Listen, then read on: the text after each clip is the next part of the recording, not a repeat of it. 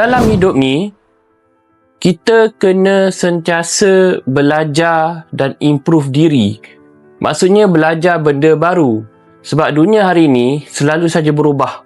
Ada saja benda-benda baru yang kita perlu pelajari.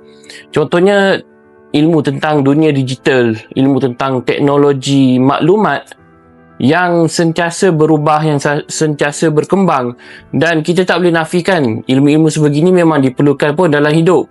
Dan ada juga ilmu-ilmu lain yang kita perlu sentiasa pelajari, sentiasa upgrade diri dengan perkembangan dunia semasa. Kalaulah kita ni tahu semua hakikat tu tapi kita tak nak juga belajar, akibatnya kita akan ketinggalan. Tak salah pun kalau kita betul-betul akui yang kita tak tahu dan kita belajar. Bukan hanya akui tak tahu dan mengharapkan orang lain sentiasa datang bantu dan bagi tahu. Sebaliknya, belajar, cari jalan untuk tahu benda-benda yang sebelum ni kita tak tahu, supaya ilmu tu sentiasa updated dalam kepala otak kita.